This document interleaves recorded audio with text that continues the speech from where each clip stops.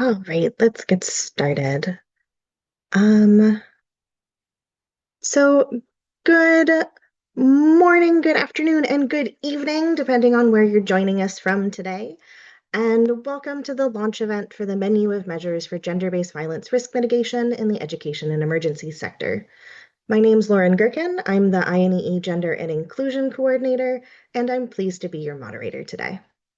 Thank you so much for joining us and for participating in this small part of the 16 Days of Activism Against Gender-Based Violence campaign. A few quick housekeeping points before we get started. So your audio and video have been disabled, but please feel free to introduce yourself in the chat. We'd love to know who you are and where you're joining from. It's really lovely to see everyone introducing themselves already. Welcome. Please feel free to post questions using the Q&A function at any time. If you have a question for a specific presenter, please note their name in your question so we can make sure we're asking it to the right person. This session is being recorded, and the recording, presentation, and link to the menu of measures will be shared on the INEE website and with all registrants by email. And finally, interpretation for this webinar is available in French and Spanish. You can access the different language channels by clicking the interpretation button at the bottom of your Zoom screen and selecting the language you'd like to hear. To hear the interpreted language only, click Mute Original Audio. Next slide, please. Thank you. To give you an idea of what to expect today, we're going to start with some opening remarks from Education Cannot Wait and UNICEF. We'll then move into a panel discussion on putting gender-based violence risk mitigation into practice in education and emergencies. We'll then hopefully have some time for Q&A, and we'll close out with some final remarks from Global Voices organization. I hope that sounds good to y'all. Next slide, please. So without further ado, I will hand over to Graham Lang, Deputy Director of Education Cannot Wait, for some opening remarks, and to help situate the new menu of measures within the wider context of education and emergencies and 16 days of activism. Over to you, Graham. Thanks very much, Lauren. And so great to see everybody before I start joining from across the world. I can see it's very early for some people, very late for others. So thank you for joining us on this important webinar. And thanks especially to INEE and UNICEF for co-organizing this event with ECW and for your continued partnership in advancing gender equality and protecting the rights of crisis-affected girls and boys around the world. As we join the global community in marking the 16 days of activism against gender-based violence, GBV, we are reminded of a simple truth, that no child can learn, thrive, or reach their potential unless they're safe from violence, especially gender-based violence. In the context where ECW works and where many of you are coming from, conflict zones, disaster-affected regions, and protracted crises, as you know, GBV is not an abstract threat. It's a daily reality that undermines access to education and strips children of their dignity, protection, and hope. And that's why ECW, we've made gender equality and specifically GBV risk mitigation central pillars of our mandate and our accountability framework. And over the past few years, we've taken really concrete steps to ensure that GBV risk mitigation is not optional, but a standard requirement across all ECW supported programs. And today, I thought I'd just share a few quick achievements of those efforts. In our 2024 annual results report, which was launched earlier this year, we reported that over 75% of our multi-year resilience programs and nearly 2/3 of our first emergency responses now allocate dedicated resources to GBV risk mitigation measures, from things like safety audits, protection protocols, to teacher training and strengthened referral pathways. In South Sudan, for example, 82% of girls reported feeling safe in their learning environments thanks to these kinds of interventions. Nearly 20,000 teachers were trained to identify and mitigate school-related GBV risks cumulatively through ECW-supported investments, almost half of them female. And in line with the humanitarian reset, over 1/3 of our multi-year resilience program consortia now include at least one local women's organization, bringing trusted, context-specific expertise to strengthen protection outcomes for girls, boys, and teachers. So these efforts are now transforming how the education emergency sector understands and addresses school-related GBV in humanitarian settings, not as an add-on, but as a prerequisite for safe, inclusive, and gender-responsive learning environments. This year also marks a major milestone. ECW is proud to have partnered with INEE and UNICEF to develop the first global menu of measures for GBV risk mitigation in education and emergencies. This exciting new resource provides validated indicators and practical guidance to measure the effectiveness, appropriateness, and the sustainability of GBV risk mitigation interventions within EiE programming, setting a new global benchmark for safer, accountable learning environments. I also want to acknowledge our long-standing partnership with the Global Education Cluster, and Fritz, good to see you today. Together, we have strengthened the capacity of country-level education clusters to integrate GBV risk mitigation into EiE sector planning and coordination, resulting in safer schools across multiple crises. These achievements reflect a growing understanding and accountability in the EiE sector that learning environments must never expose children to harm. They must protect them from it. As we observe these 16 days of activism, let us recommit for ECW investments for every learning space, every partnership to support a world where girls and boys can learn free from fear, violence, and discrimination due to their gender. Because only when learning environments are safe and inclusive can they unlock the potential of every child. Thanks very much, Lauren. Back to you. Thanks so much, Graham. Thank you for setting the scene for us, and for that important reminder that schools should be a place that are safe and equitable and affirming to everyone. So now that we have more of an idea of sort of the state of the sector, we'll hear from our second opening speaker, James Gray, a senior advisor for child protection and humanitarian action for UNICEF. James is going to share a bit about UNICEF's commitments to gender-based violence risk mitigation, and will walk us through the exciting new tool we're launching today. Over to you, James. Thank you, Lauren, and morning, afternoon, evening, everyone. It's a real pleasure to be here. I wanted to start, first of all, by thanking Education Cannot Wait for their incredibly generous support in making this new resource possible, and also for their leadership and commitment to more systematically anchor GBV risk mitigation into their investments in education and emergencies. And I'd also like to thank all of the partners who've played such a critical role over the last couple of years. The Interagency Advisory Group, governments and other partners in Burkina Faso and Chad, the Global Education Cluster, Safe to Learn, the UN Girls Education Initiative, and the Interagency Network for Education in Emergencies. UNICEF is really proud to have led on developing this important resource, and I'd like to acknowledge the leadership of my colleague Estelle in doing this. And it's part of our institutional commitment to ensure all of our programming across all sectors is delivered in a way that proactively analyzes and works to improve safety and access for girls and for women. The menu of measures is the fruit of a 2-year-long process, and it's involved various steps, including a literature review, stakeholder consultations, guidance and feedback, and collaboration among GBV and child protection, education, and M&E experts, as well as 2 field validation workshops in Chad and Burkina Faso.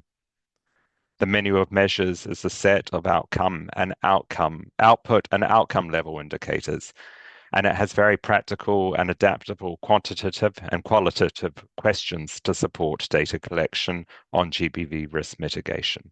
I think it's really important to say it's a user-friendly tool, and it's full of guidance and guiding notes on how to adapt indicators and questions to different contexts and to different target groups, so that it's going to be an appropriate data collection tool, and will fit the objectives and the needs of all of you, of all education practitioners in data collection.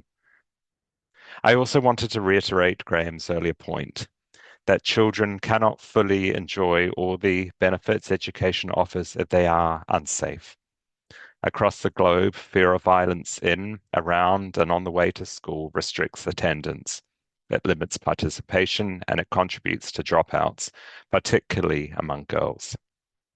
By proactively identifying and mitigating risks, education and emergency programs create enabling environments in which education can fulfill its protective function for all children.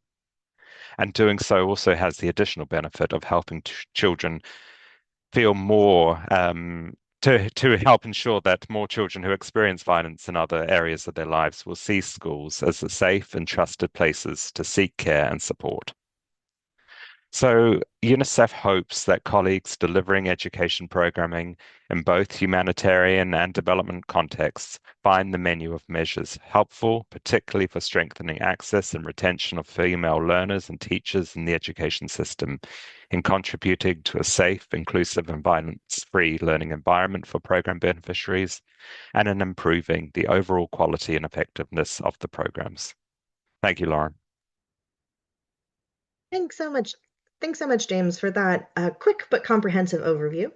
I hope you're all excited to use this practical new resource. The menu of measures is available on the INEE website, the ECW website, the UNICEF website, and probably a number of other places now.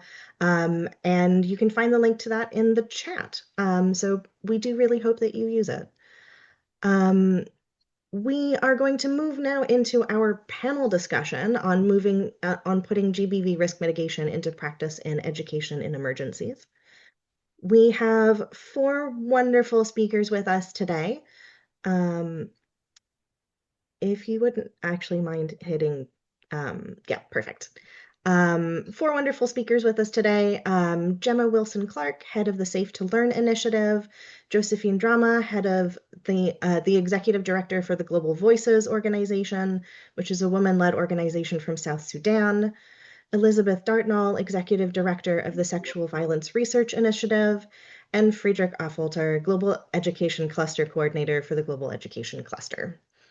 Thank you so much for taking time out of your busy schedules to join us today. We are really excited to hear your perspectives on gender-based violence risk mitigation in EiE. You can stop screen sharing for now. Thanks, Estelle. Our first question is for Gemma. So the Safe to Learn initiative is a global initiative working to end violence in and around schools, and it's been a particularly important platform for accelerating GBV risk mitigation in crisis-affected contexts. Can you tell us a bit about how Safe to Learn plans to continue accelerating progress in GBV risk mitigation in and through education and emergencies, and what is your strategy moving forward? Thank you so much. Thank you for the opportunity to be part of this launch, and congratulations to everyone that's developed such a timely and needed resource. As head of Safe to Learn, I'm really pleased to have the opportunity to reflect on why the menu of measures is not just another guidance document, but I think it can really make an impact on our collective effort to end violence in and through schools. I hope you know that Safe to Learn is a global coalition of 19 partners working to help governments embed child protection into education systems. And we know that in emergencies, this mission becomes urgent. All of you on the call know that today, because the risks of gender-based violence multiply and schools can either protect or harm. So Safe to Learn is framed around a call to action, which sets out 5 evidence-based areas where governments can act, from laws and policies to school-level interventions to community engagement to end violence in schools.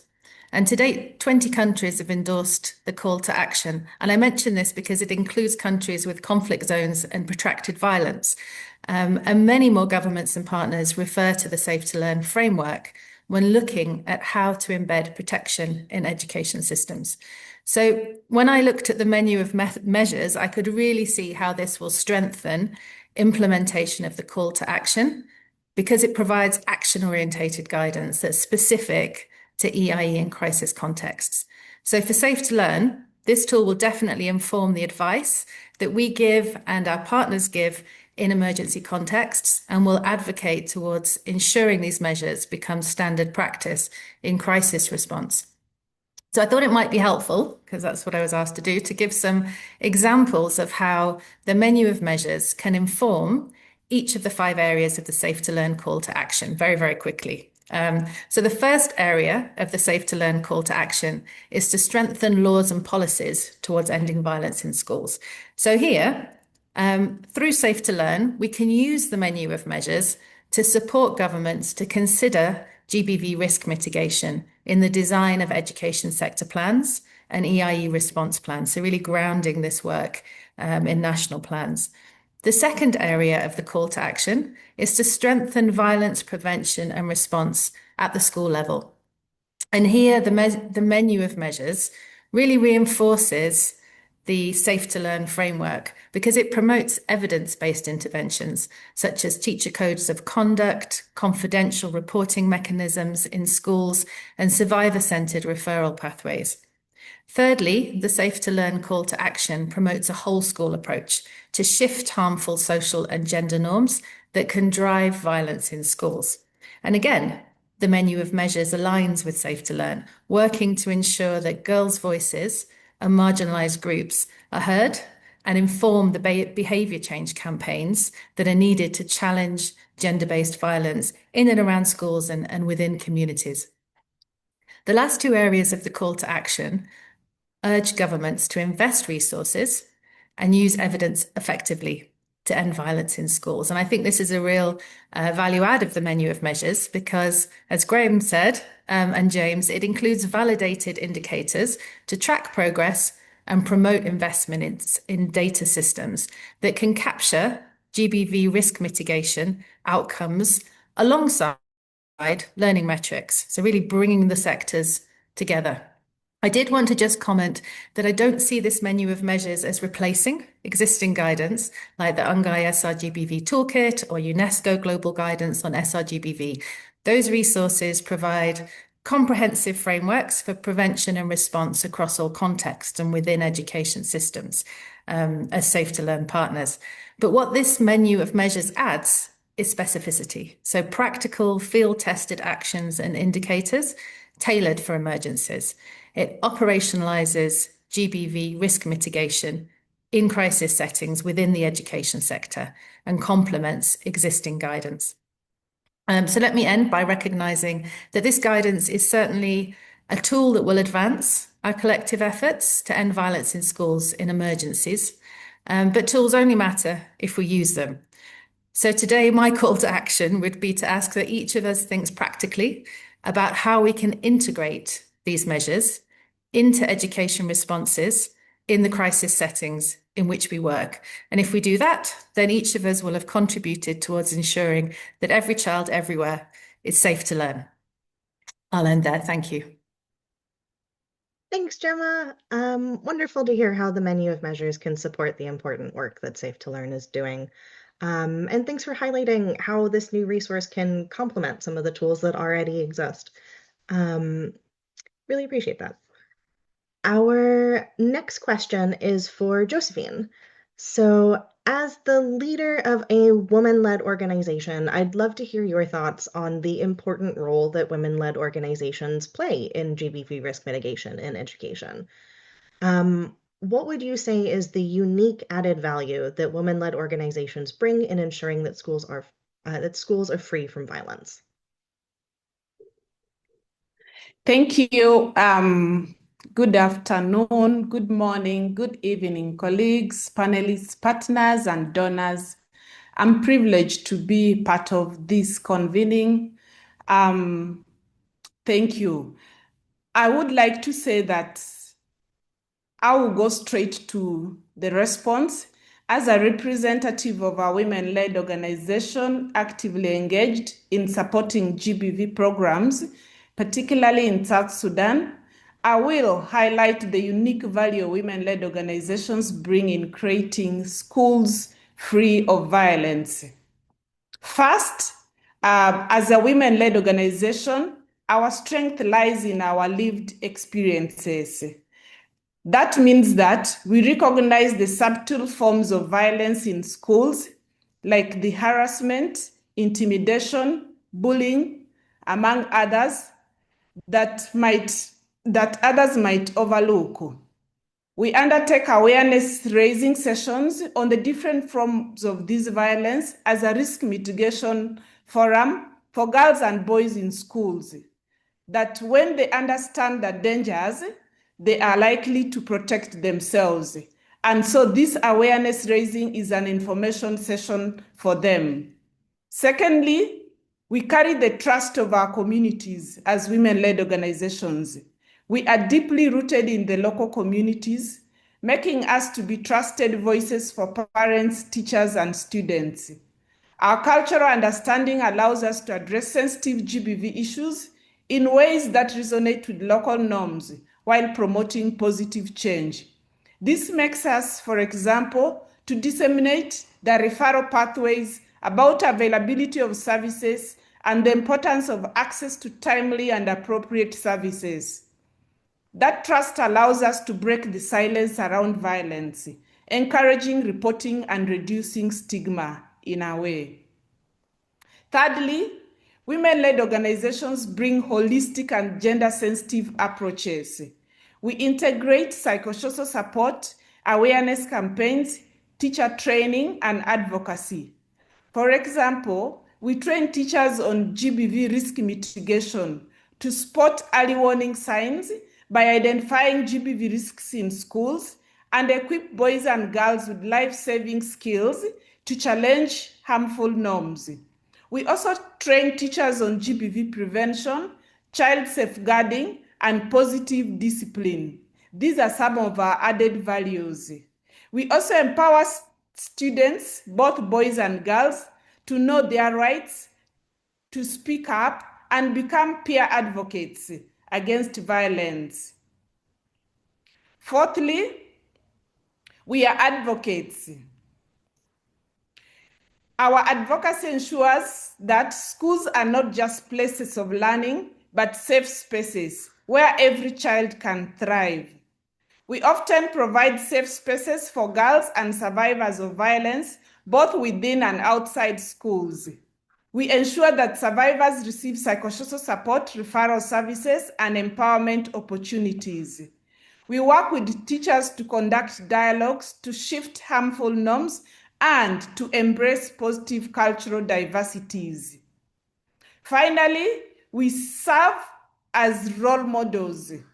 This is because when girls see women leading organizations, shaping policies, and driving change, it challenges stereotypes and inspires them to believe in their own agency. That cultural shift is essential for dismantling the root causes of violence. Therefore, by centering the voices of women and girls in education in emergency, we help ensure schools are not only free of violence, but places where equality and dignity are lived every day. Thank you.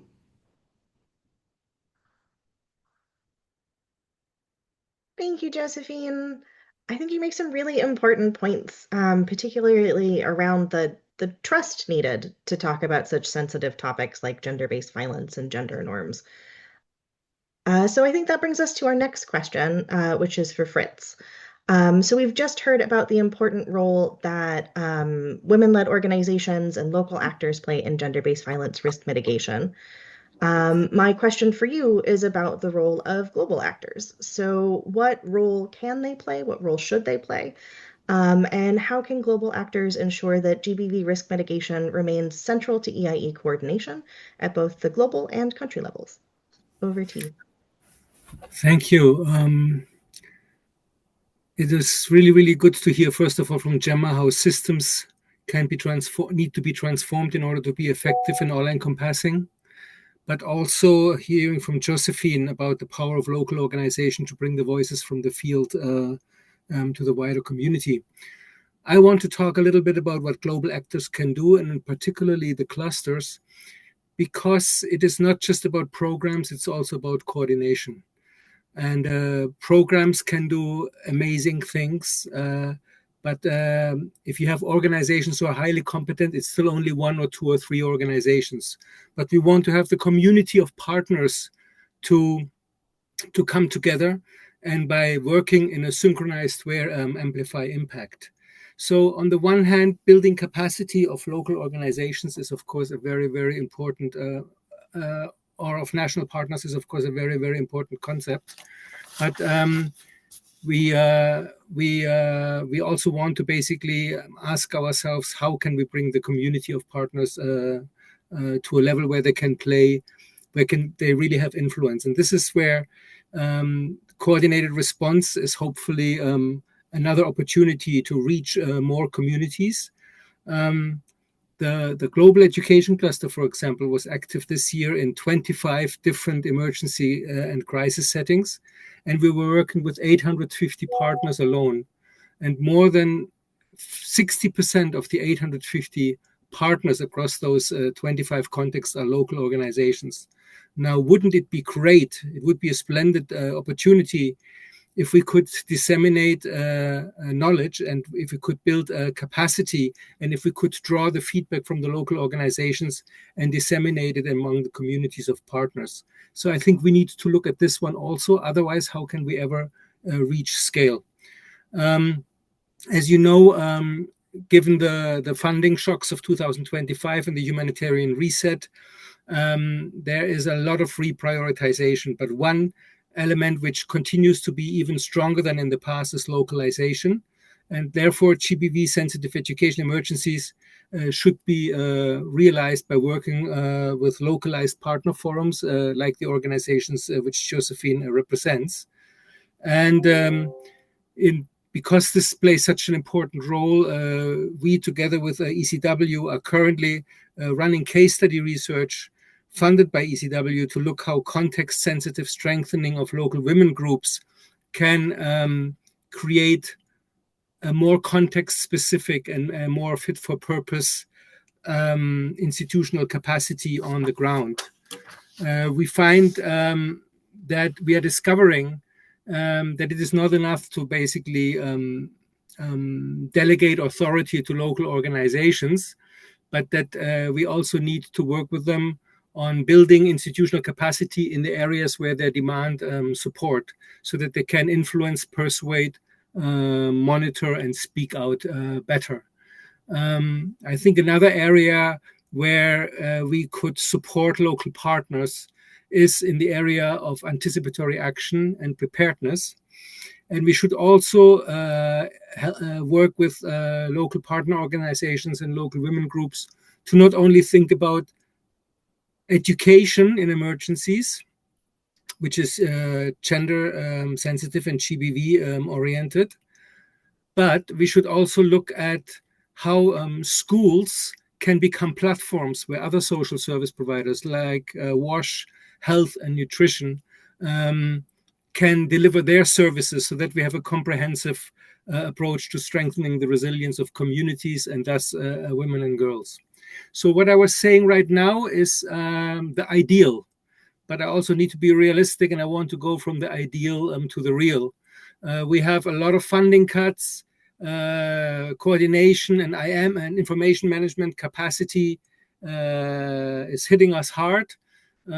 Clusters are being deactivated, and beyond clusters, actually many partners are having to reduce and sometimes have to close. And that is that's a big shock. It's difficult to stomach seeing all the capacity developed over years and now suddenly being trimmed.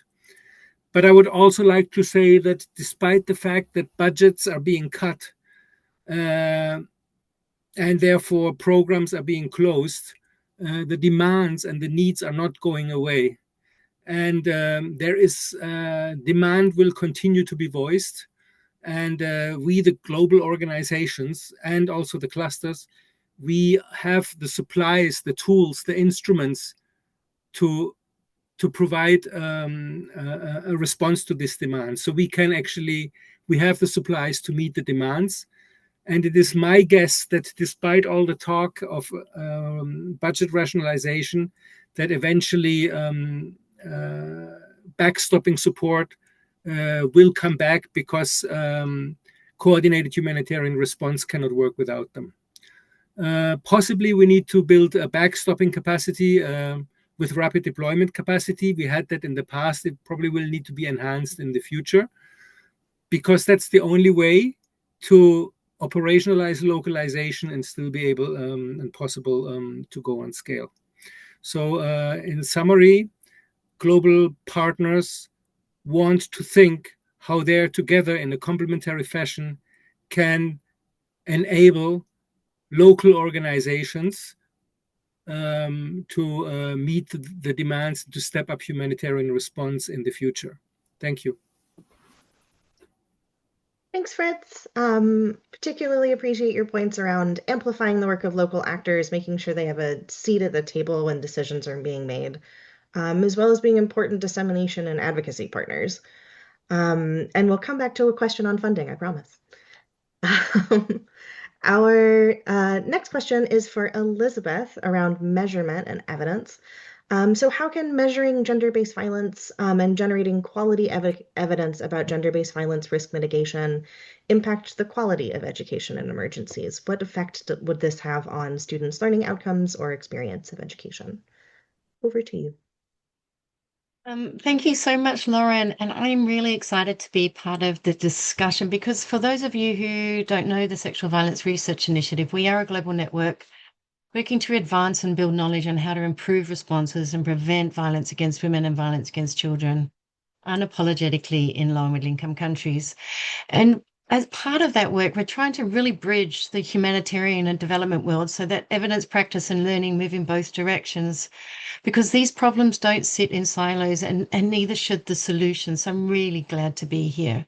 I think as all the speakers have spoken about, and to your question, Lauren, if we really want learning to happen, safety cannot be treated as optional, and gender-based violence risk is right at the center of that. But the really good news is that this is solvable, and we now have many tools and much stronger evidence to show this through our partnerships with multiple partners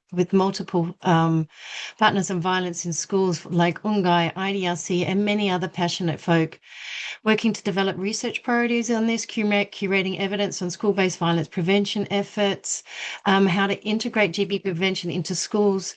There is so many solutions that are really helping us to better understand where the risk lies, where evidence is strong, and where the gaps still are.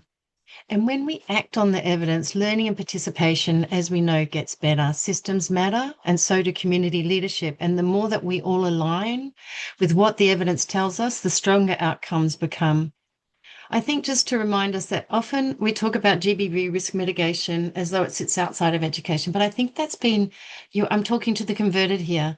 Integration is key. Safety and GBV risk are woven throughout everything that we do and what happens in learning environments.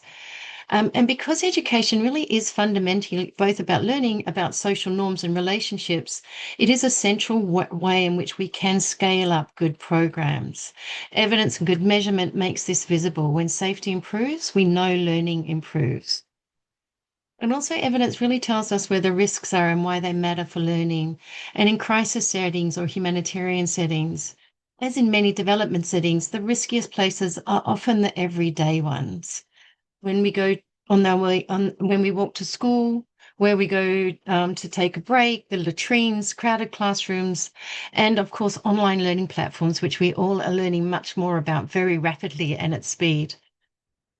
That we know that if these risks are ignored, learning suffers. And a clear example comes from displacement settings when, and I think Frick mentioned this quite quickly, when in wash facilities, when they're designed poorly, no locks on toilets, no lighting, no privacy, increased GBV risks is increased and leads to measurable dropout of girls' attendance in schools.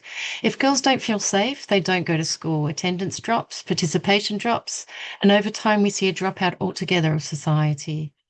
But when we track GBV risk mitigation and educational outcomes using these common comparable measures, such as those that are developed in this new tool, I think that the connections become impossible to ignore. And so these types of tools give us as a field accountability. And when we are all working in a landscape, as Frick spoke about, where funding is tightening and short-term outcomes are dominating, in this environment, GBV risk mitigation does often get pushed aside.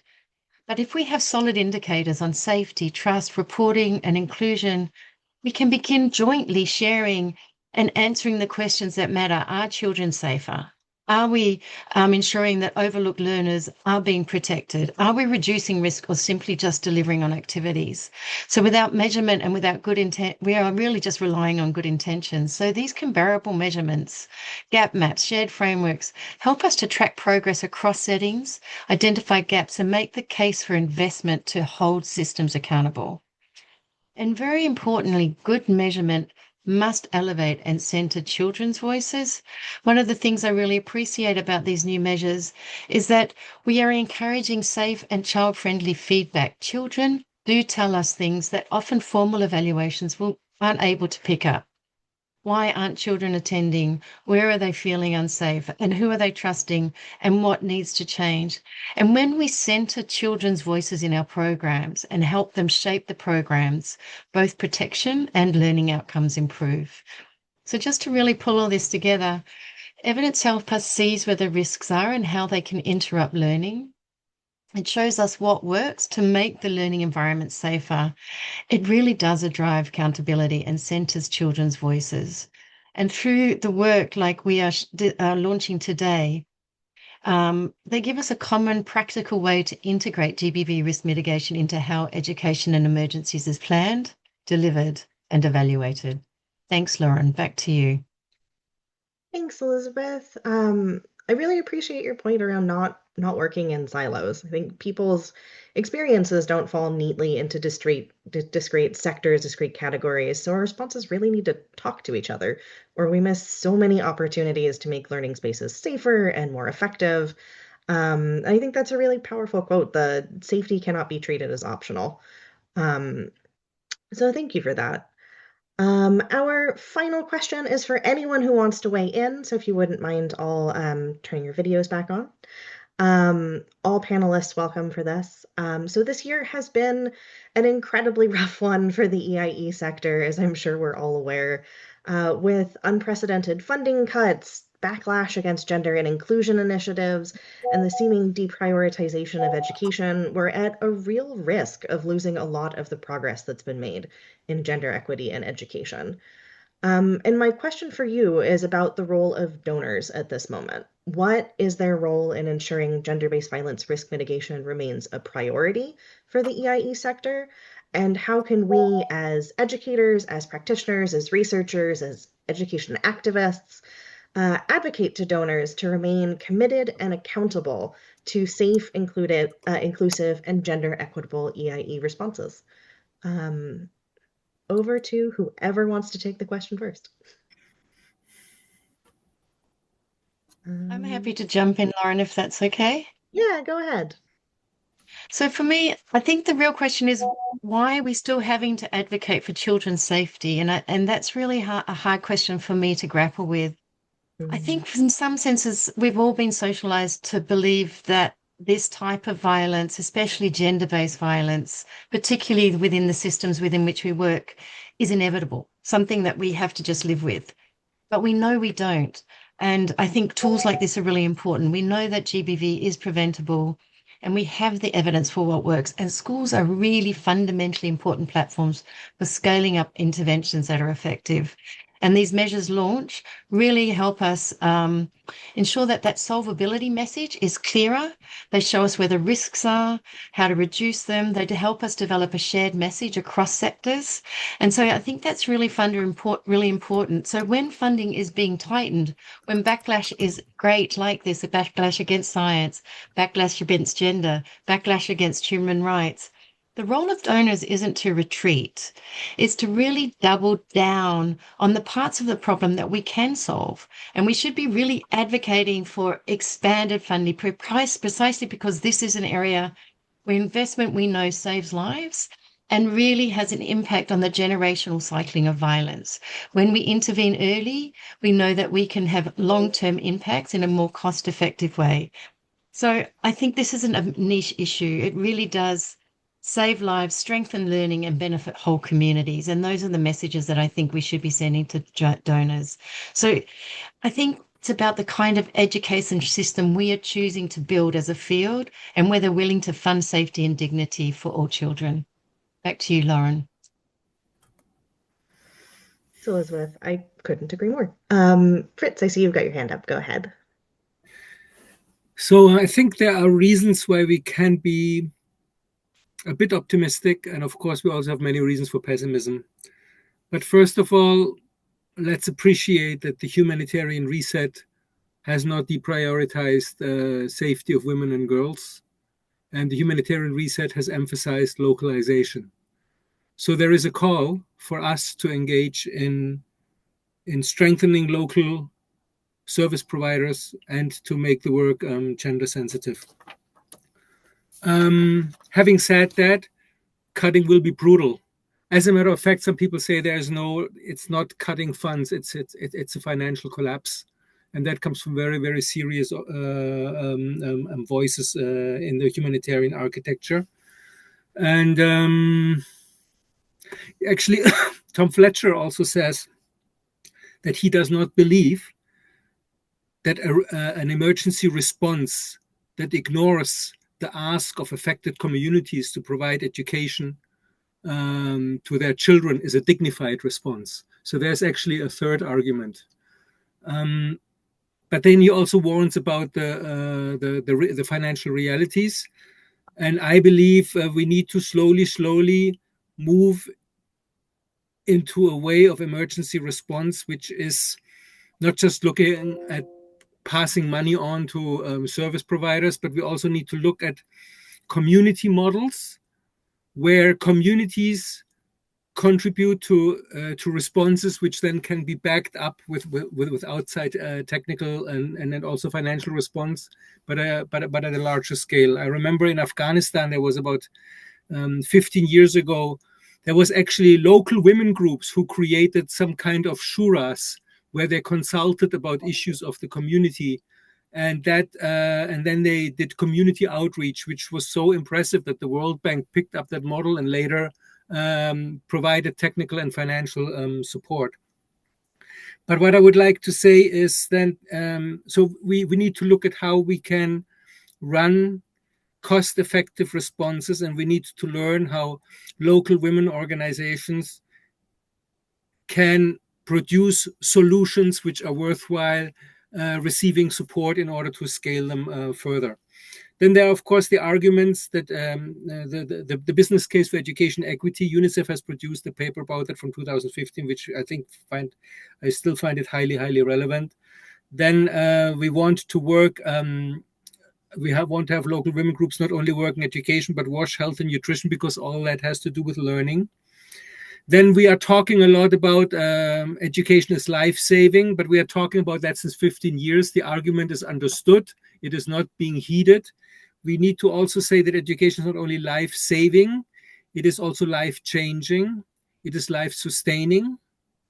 We need to say that beneficiaries want not only the biological survival, but also the cognitive and the psychosocial survival of their children.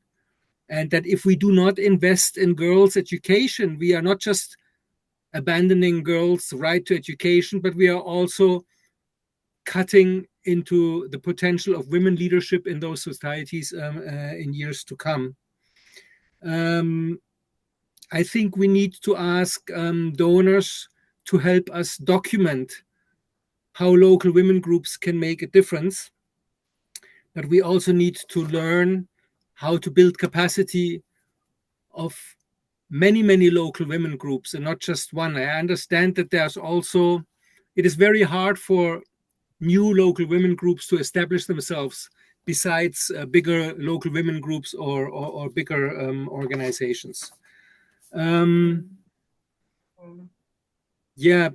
Basically, I hope that, and then I'm asking myself how these local women groups can be enabled and empowered. Not that they do not know, they know a lot, but they have a need and an interest to become competitor survivors in a very competitive aid market. And I would hope that donors are using their leverage that when they are giving out grants to organizations, that they're giving out grants for, let's say, international partners or leading national partners, where they are required to build the capacity of local organizations. And that cannot just happen through training. It has to happen through backstopping, through accompaniment. Thank you. Thank you. Yeah, I appreciate the moment of optimism despite the severity of the challenges. Amazing. Graham, I see you have your hand up, and then Let me come that'll in. be the yeah, go ahead. Yes, thank you to Frederick and Elizabeth for your comments already. And as a women-led leader, as a survivor, as someone who has faced backlash, as someone who is recently registered as a women-led organization, I think everything that you have talked about talks to me. I know how it feels. I know how it is. It displays itself out there. I know I've felt about the competition. I've felt the comments where my proposal has been reviewed and I've scored highly and I've been told that, but you are only 1 year. You do not have the competent experience. And yet they are talking about capacity building. So why can't they come and build my capacity? Is my capacity related to the experience of years? And with the funding cuts, the competition is real. So I would really recommend that donors and international community should leverage on the global commitments that have made before that can anchor advocacy with donors' existing pledges. For example, they had made pledges like the Safe Schools Declaration, the Grand Bargain on localization. There is the affirmative action for women-led organizations to receive a percentage. We do not just want donors to come up with international community to come up with these beautiful approaches. Even when the funding arena collapses, they should be able to pick up and navigate around all these existing pledges. And also, I really feel that donors should prioritize equity by protecting funding for marginalized groups like the women-led organizations, to support girls, survivors of GBV, children with disabilities. Imagine these groups, if not supported, what is going to become of them? And then those of us who are at the front lines but yet face a lot of backlash, what is going to become of those that are not able to see even where the money comes from? So donors should not really look at the funding cuts, but should prioritize marginalized groups rather than allowing cuts to disproportionately affect groups that are struggling to live on their pledges. So that is what I really wanted to add. Thank you. Thanks. I think those are really powerful additions. I'll hand over to you, Graham, and then to Gemma. If we're getting towards the end of the webinar, so if you could keep your responses fairly brief, that would be appreciated.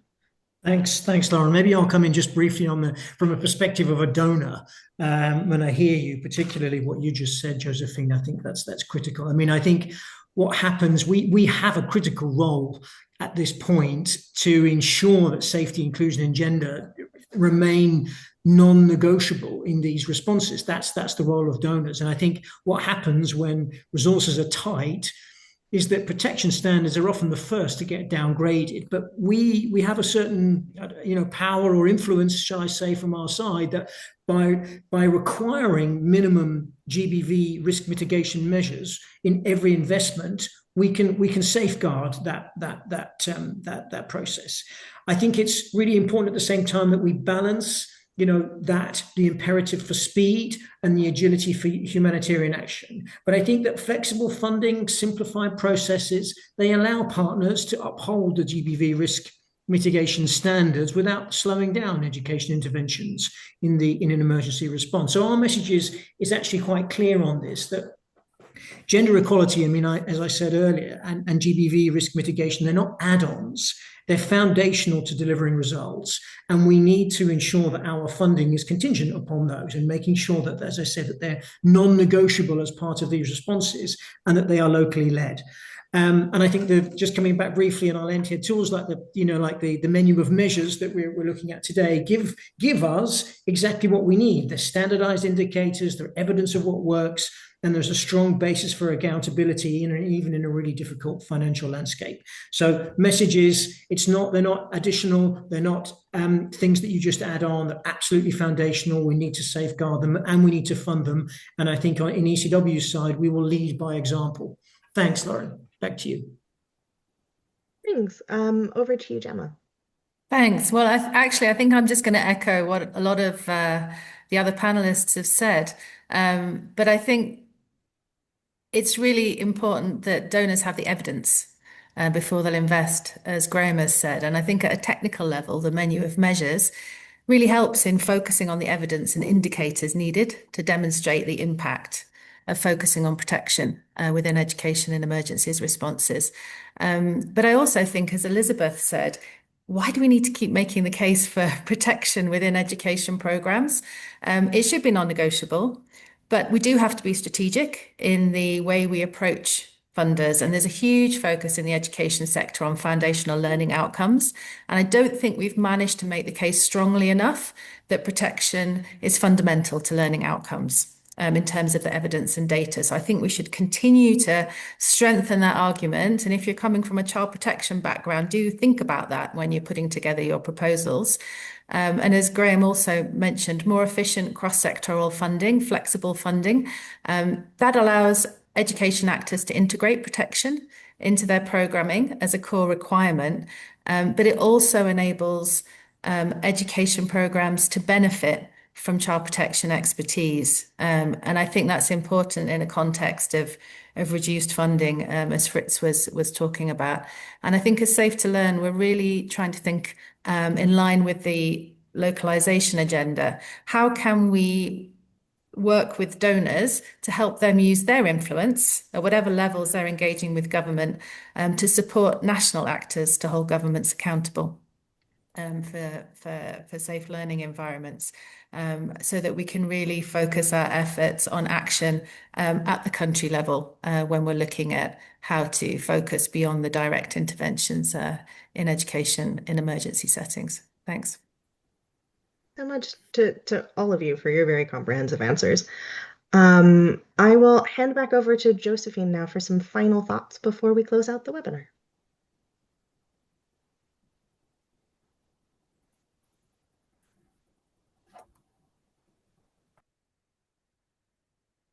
Okay.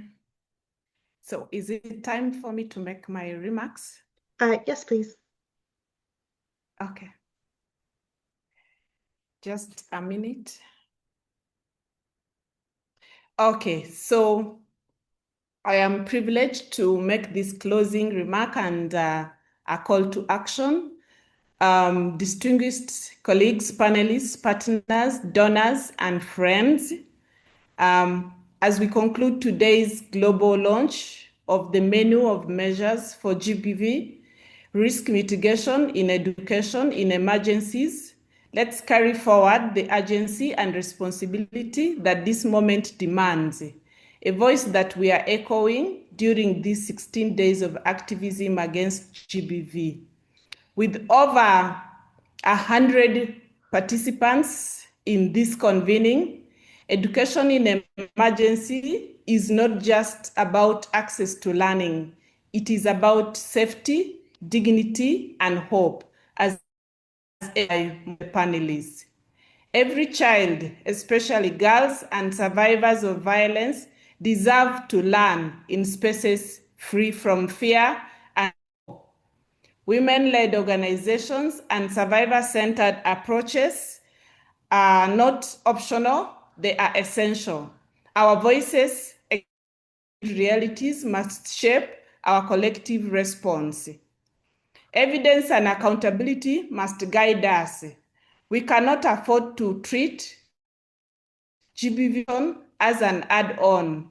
It must be embedded in our everyday education in emergency program, policy, and funding decisions. Donors and governments must have pivotal role to play. In terms of shrinking resources, their commitment is the difference between rhetoric and real protection, as mentioned by Madame Elizabeth. By investing in safe, inclusive, and gender equitable education, investing in resilience, peace, and the future of entire communities. Today, we have launched more than a resource. We have launched a collective responsibility. Let us live here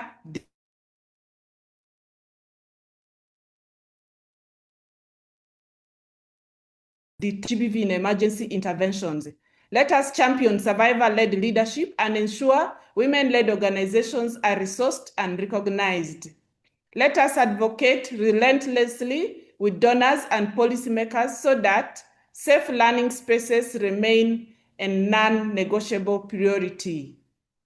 Let us measure our progress transparently and hold ourselves accountable to the children and the communities we serve. My call to each one of you is this: let us not only commit in words, but act in deeds. Let us ensure that every classroom, every learning space, even in the most fragile contexts, including like mine in South Sudan, becomes a sanctuary of safety, equity, and opportunity. Investing in education in emergencies is investing in safety, dignity, and resiliency. The menu of measures for GBV risk mitigation provides a clear roadmap to ensure that every learning space becomes a sanctuary free from violence, especially for girls. But this vision cannot be realized without sustained donor commitment. By funding survivor-led and women-led organizations, embedding GBV risk mitigation into all GBV in emergency responses, and holding systems accountable, donors have the power to transform classrooms into places of protection, equity, and hope, even in the most fragile contexts. I would like to conclude by saying, together, we can make education in emergencies not only possible, but transformative. The menu of measures is our guide. Now it is up to us to bring it to life. Thank you. Thank you, Josephine. I think that's a really powerful way to end this webinar. Thank you to you and all of our other esteemed panelists for joining us today, to all of our wonderful participants for taking time out of your busy schedules to be part of this discussion on gender-based violence risk mitigation.